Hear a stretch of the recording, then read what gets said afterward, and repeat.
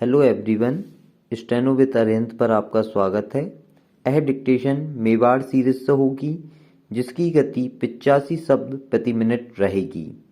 Dictation प्रारंभ करने से पहले मैं आप सभी से रिक्वेस्ट करना चाहता हूं कि जिन लोगों ने अभी तक चैनल सब्सक्राइब नहीं किया, कृपया चैनल सब्सक्राइब करें और साथ ही साथ वीडियो को लाइक करें और ज़्यादा से ज़्यादा लोगों में शेयर करें, जिससे ज़्यादा से ज़्यादा लोग इसका फ़ायदा ले सकें। और साथ ही आप सभी डिक्टेशन लिखने के बाद मुझे फीडबैक ज़रूर दें, जिससे मुझे अपनी गलतियां और उसमें मैं जो भी सुधार कर सकता हूं वो मैं कर सकूं। तो चलिए अब डिक्टेशन को अपन प्रारंभ करते हैं। और इसके साथ ही साथ एक और इन्फॉर्मेशन है आप सभी के लिए। यदि आप इसकी पीडीएफ प्राप्त करना चाहते हैं तो आप हमारे टेलीग्राम ग्रुप को ज्वाइन कर सकते हैं, जिसकी लिंक डिस्क्रिप्शन बॉक्स में दी गई है। चलिए तो अब अपन डिक्टेशन लिखना प्रारंभ करेंगे। डिक्टेशन 5 सेकंड बाद। आदरणीय महोदय, हमारे संविधान में समाजवाद, धर्मनिरपेक्षता, धन का समान वितरण एवं सामाजिक न्याय इत्यादि के लक्ष्य निर्धारित किए गए हैं। दूसरी ओर आज भी भारत जैसे विकासशील राष्ट्र के सामने गरीबी, भुखमरी, कुपोषण, बेकारी, निरक्षरता, बेरोजगारी जैसी समस्याएं गंभीर रूप से विद्यमान हैं। तब वहाँ इन सांविधानिक लक्ष्यों का महत्व और भी अधिक हो जाता है। इन चुनौतियों का सामना करने के लिए सांविधानिक लक्ष्यों को प्राप्त करने के लिए आम जनता अपने प्रतिनिधि चुनकर संसद भेजती है। संसद जब इन गंभीर समस्याओं का समाधान करने के लिए कोई कानूनी कदम उठाती है और न्यायपालिका मौजूदा संवैधानिक प्रावधानों के अंतर्गत अपनी समीक्षा शक्ति के बल पर इन कानूनों को अवैध घोषित कर देती है, तो समय बड़ी नाजुक स्थिति निर्मित हो जाती है। इस संबंध में अनुभव करने वाली बात यह है कि जब इस तरह के न्यायिक निर्णय देश के आर्थिक सामाजिक विकास में गतिरोध के रूप में साबित होने लगते हैं। हमारे देश की लोकतांत्रिक शासन व्यवस्था में जन निर्वाचित निकाय संसद एवं विधानमंडल जन इच्छाओं को प्रतिबिंबित करते रहे हैं एवं जनमत तथा जनादेश के प्रति वचनबद्ध भी होते हैं। यहाँ प्रश्न उठता है कि जब जनाकांक्षाओं को प्रतिबिंबित करने वाली संसद द्वारा इन्हीं जनाकांक्षाओं की पूर्ति हेतु बनाए गए कानूनों को न्यायपालिका अवैध करार दे देती है, तब क्या न्यायपालिका की इस पुनरावलोकन शक्ति से जन इच्छाओं का अनादर नहीं होता है? क्या ऐसा करने का उसे अधिकार है? क्या न्यायपालिका की शक्ति जनशक्ति से ऊपर है? हमारी मौजूदा प्रजातांत्रिक व्यवस्था में जनता सर्वोच्च है अथवा न्यायपालिका? जब सारी शक्ति का विश्वास था कि भारतीय राजनीतिक व्यवस्था में संसद, जो कि जन निर्वाचित निकाय है, उसकी भूमिका प्रथम होनी चाहिए और न्यायपालिका की भूमिका गौण राजनीतिक व्यवस्था और न्यायपालिका की व्यवस्था में संवैधानिक व्यवस्था करना संभव नहीं हो पाता। इस बात पर हमको विचार करना चाहिए।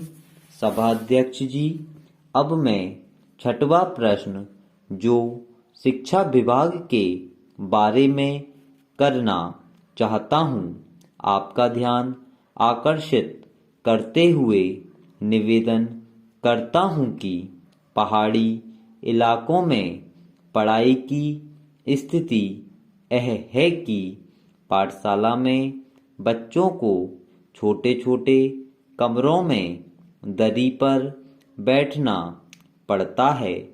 अनुभव यह है कि जहाँ पाठशाला है वहाँ अध्यापक नहीं हैं, जहाँ अध्यापक हैं वहाँ चौक नहीं है, जहाँ चौक है वहाँ डस्टर नहीं है, जहाँ चौक और डस्टर हैं वहाँ अध्यापक नहीं हैं। मैं चाहता हूँ कि पाठशालाओं में अध्यापक, चौक, डस्टर, दरी की व्यवस्था की जाए। सभाध्यक्ष महोदय, मेरे क्षेत्र में प्राथमिक शिक्षा विद्यालय सन 1967 से संचालित है। मैं कहना चाहता हूँ कि बच्चे प्राथमिक शिक्षा पास कर लेते हैं तो गांव में माध्यमिक शिक्षा विद्यालय नहीं है।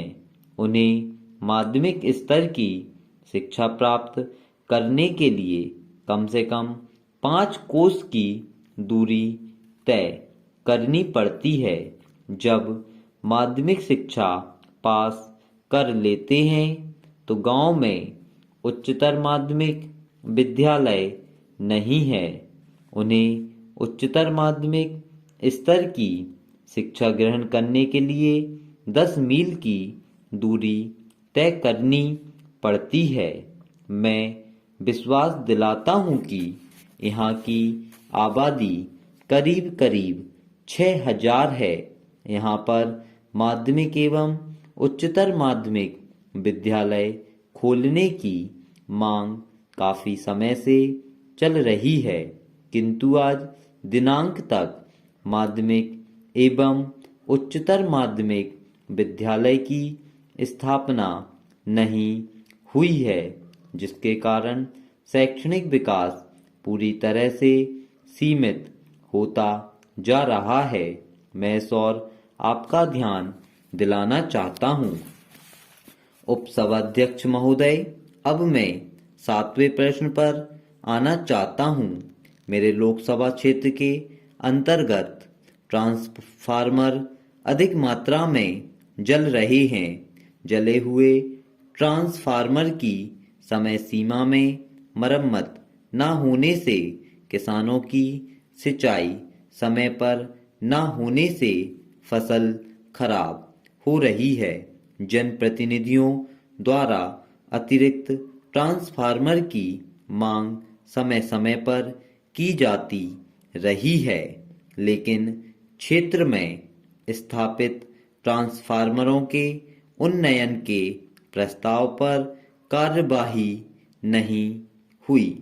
प्रस्ताव पर कार्यवाही नहीं होने के कारण पर्याप्त विद्युत संचालन शक्ति के अभाव में विद्युत उपकरण जल रहे हैं। आज भी अपने देश के राजनेताओं की विशेषता कहें या उनकी व्यवस्था या राजनीतिक कलाबाजी या फिर सुर्खियों में बने रहने की इच्छा कि वे विवादित बयान देने में पीछे नहीं रहना चाहते, यह अलग बात है कि बाद में क्षमा मांगना पड़े।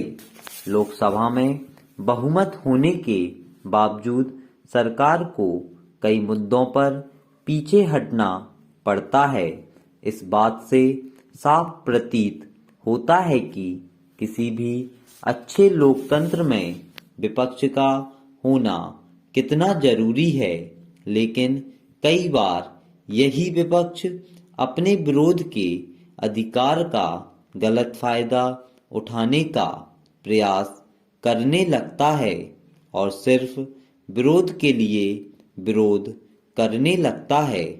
पार्टी का वैचारिक पक्ष यहाँ आकर थोड़ा कमजोर नजर आने लगता है। सांप्रदायिकता के बारे में प्रधानमंत्री जी ने खुद कहा है कि हम किसी तरह की सांप्रदायिक घटना सहन नहीं करेंगे। इस मामले में विपक्षी दल हर मुद्दे पर सरकार के ऊपर भारी पड़ रहा है।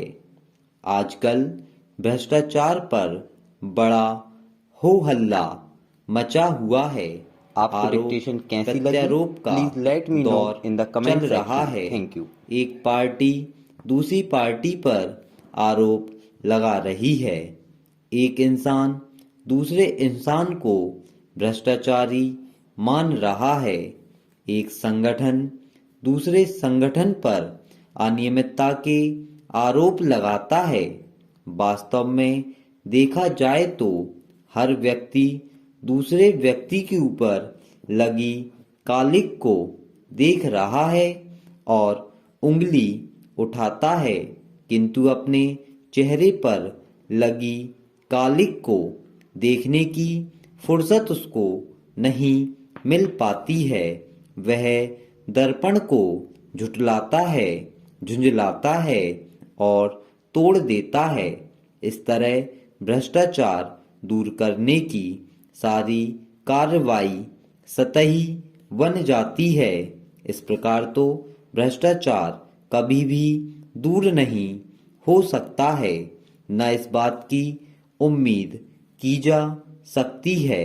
भ्रष्टाचार नष्ट करने के लिए, भ्रष्टाचार खत्म करने के लिए, भ्रष्टाचार मिटाने के लिए पहली शर्त चारित्रिक सुधार हो सकता है, लेकिन इस ओर हम ध्यान नहीं दे रहे हैं।